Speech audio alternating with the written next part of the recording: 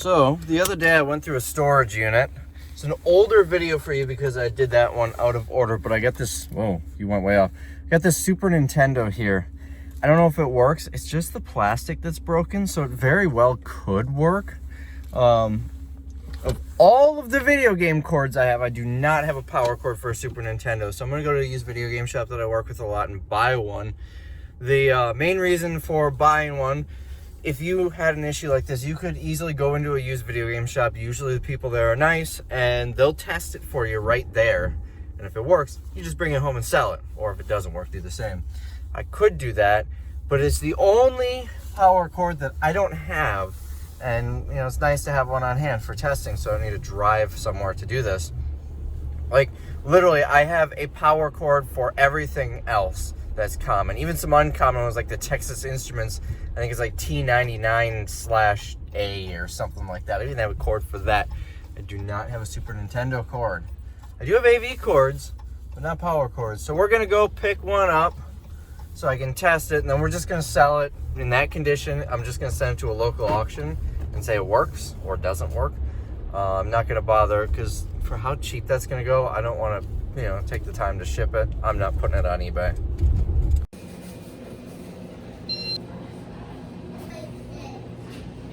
So it turns out Game Trade doesn't actually open till 10. It's about 9:30. So I went next door to Big Apple Bagels, one of my favorite places in town. Got a bagel, killing some time. It's French toast bagel with apple cinnamon cream cheese. That was absolutely delicious. I really should come here more often. If you're in Green Bay, go to this place, but make sure to go to the one in De Pere. It seems like each one has a different menu and different options. This one always seems to be my favorite. And right next door is Game Trade. I work with them a lot, basically whenever I need to buy video game related things. I also sell them some of the bulk stuff that I get. Definitely check them out if you're in Green Bay. Owner's name is Greg. He's very easy to work with. So a quick update, that leather sectional sofa in the storage unit that I emptied out 2 days ago just sold for $150, so that unit is completely emptied out. For your reference, this is an older video, you know, kind of doing this a little out of order, but it did sell $150. If you remember, I paid $520 for the unit. Didn't even need to move that. So definitely happy about that. So here's something you guys are never going to believe. I got a health club membership, and I am here now about to, I've got a personal trainer every week. I've been doing it for about a month now. I'm at Anytime Fitness, conveniently located between a liquor store and a pizza place. I think I'm being held hostage. If I blink twice, that means I'm in danger.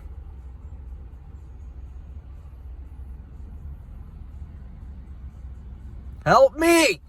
But to assert my dominance, I've got my I Heart Bread shirt on, just to show them that I don't want to be here, and I do heart bread, very much actually. I got 4 minutes. I should probably go in. If I die, you know where my body can be found. Oh, I hate this so much. This is my first time sitting down since like 4 a.m. and it's 4:30 p.m. So I'm exhausted. So I had to stop in at the warehouse after my workout because we had a bit of an issue. I walked out of the gym with like 5 text messages. So anyways, I'm here for a few minutes. I had a viewer, Dean from the UK, purchase something from me, and he messaged me ahead of time asking for me to sign a bill, a $1 bill. And well, it looks like my eBay guy's right on the ball because he shipped it out before I was able to do that. Thankfully, I grabbed it out of the mail before it went out. And so Dean, here is your $1 bill. You will be seeing this long before you see it on video because, well, I'm way behind. But since this is already sealed up, I'm going to show you how to go in and reprint a label within eBay. Oh, I turned the computer off. You know what? I'm just going to go in my office and do it. All right, so I've got eBay open. On the top of the page, where's my cursor? Go to My eBay and Selling. And this is only if you have the Seller Hub. If you don't have the Seller Hub, I don't know how to do it. Let's see. Listings. No.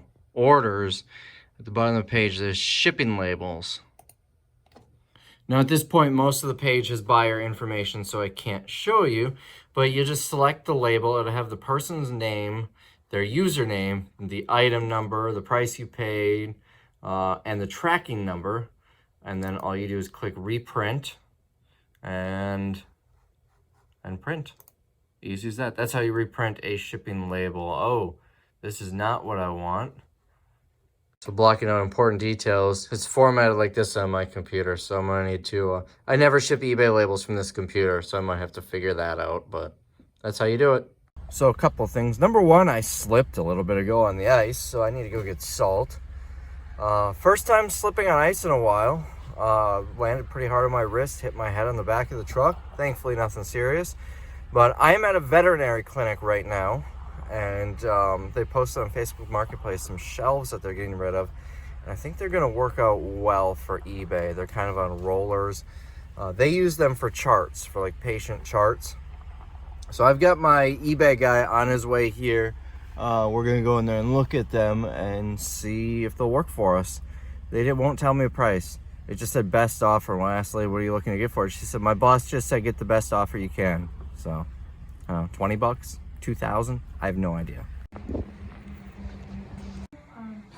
looks like they actually got you set up at 450. All right, we're all loaded up. Thankfully, my eBay guy also has a truck.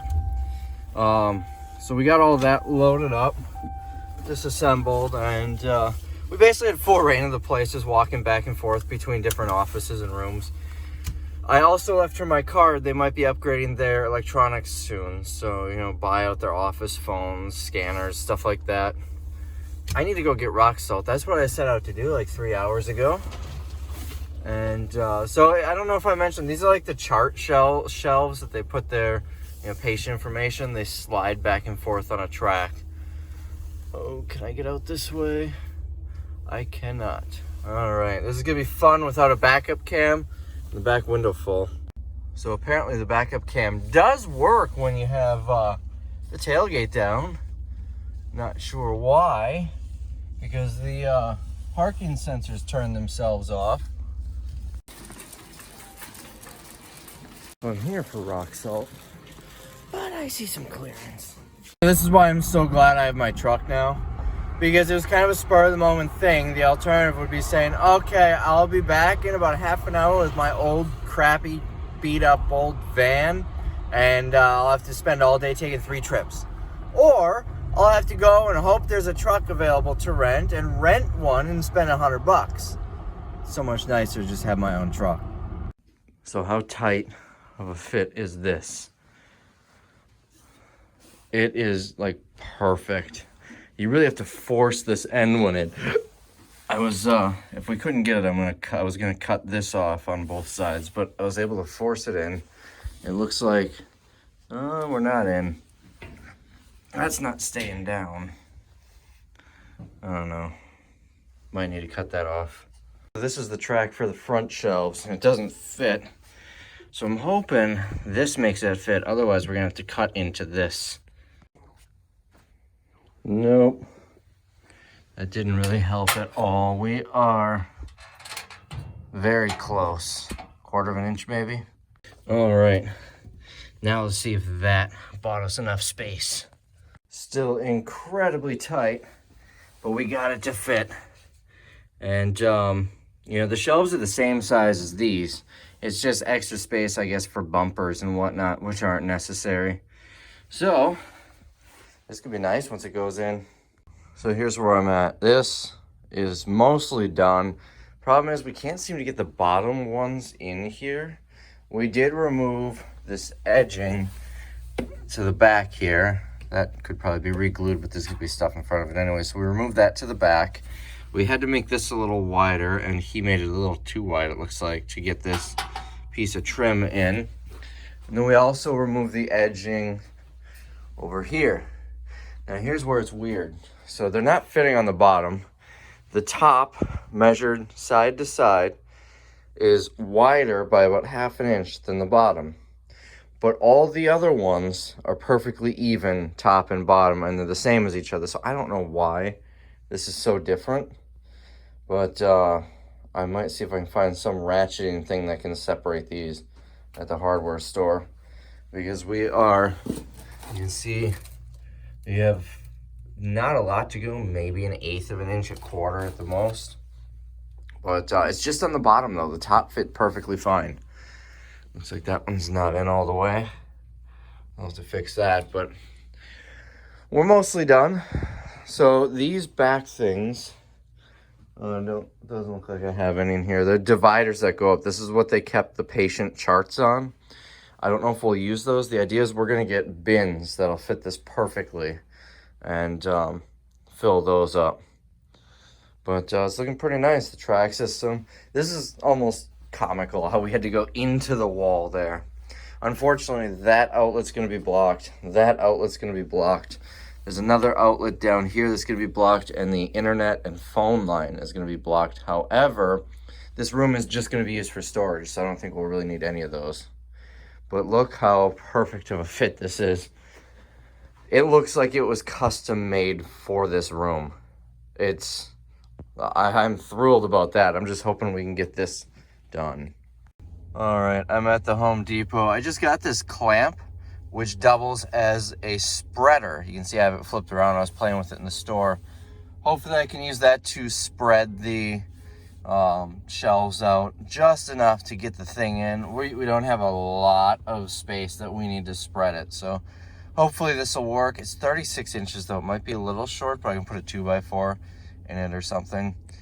Hoping that works. It costs like 36 bucks, which isn't too bad. I didn't know this existed. I was looking for some sort of spreader, and the best I could really find in Google searches and whatnot was for luggage. Look at that sun. It's kind of neat. It's for luggage, or not even luggage, like cargo in the back of a semi-truck, and it spreads apart. But those are really expensive. You're talking now like 60 to 100 bucks. And it's something that I would probably never use again. This clamp is nice because at least I can use it. I'm sure I'll use a clamp. So I do have clamps, but I don't have nice ones like that. I got like cheap Harbor Freight ones that I found in storage units. So let's see if that works. And there we go. We are missing one piece. These back pieces, we're missing that one.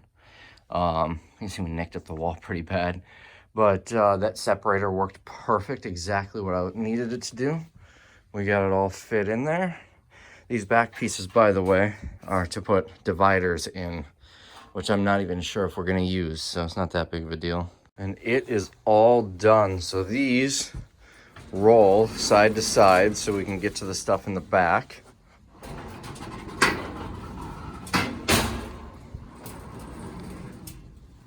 They're attached at the top so they don't tip over, and then they roll on this track on the bottom, which you remember from a minute ago. It's going into the wall. But this is nice. Let me back up so you can see it again, how perfect it fits in here. It seems to roll pretty nice, but I'm gonna get some bumpers on the walls just so it doesn't damage them.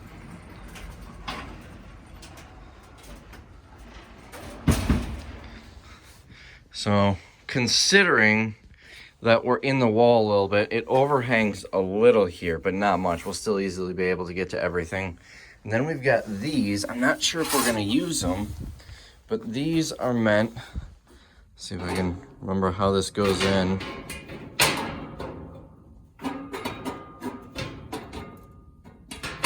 There, these go in like that as dividers. Not sure if we're gonna use them, but we've got a whole bunch of them down there. That's what they had to separate the charts. Now the next plan is we're gonna get boxes or bins or something that fit as close to perfect on these shelves. And then we're gonna label each one with a location ID. Then we'll be able to find where everything goes. There will be some space on the top. I still need to dust it off. It's still covered, pet dander. But we can store stuff on the top up there. I don't know if I want to store stuff on the top of these shelves just because of the risk of it falling off, but it is an option. They're nice and tall.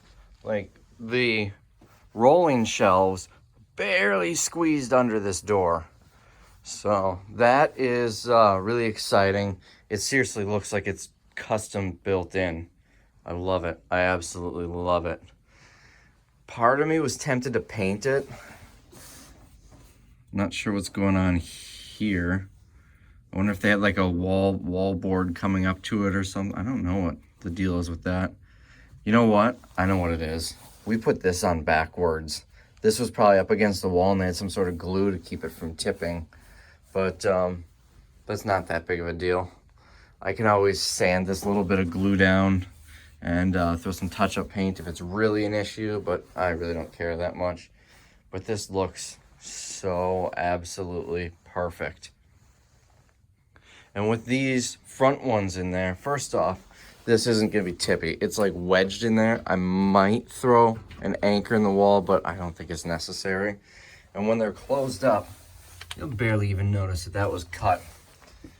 And then when I move out, it's a commercial lease, so I might not need to do anything, but when I move out, I can always, this stuff is so cheap, just get enough to color match and patch the sides.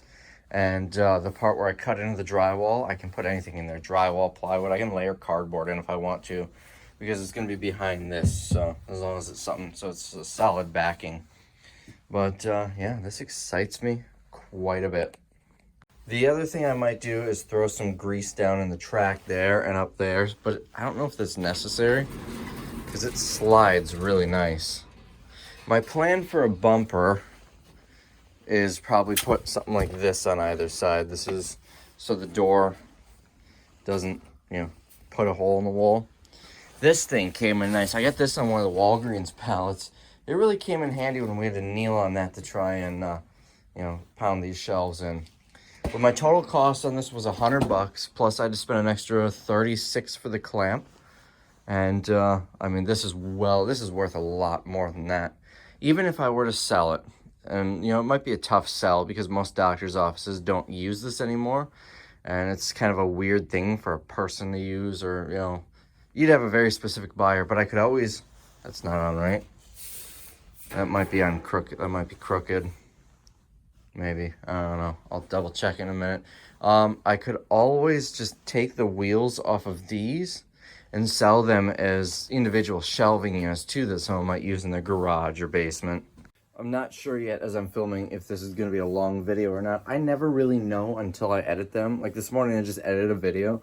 It was 2.5 hours long. When I filmed it, I was thinking it was like 30 minutes. So anyways, that is today's video. Let me know, do you guys like these more vlog style videos where you kind of see what I'm up to? I seem to enjoy filming them, so we'll see. Maybe we can make it more of a regular thing. Man, I'm excited about this. This is nice. So, hope you enjoyed it, and I'll see you in the next one.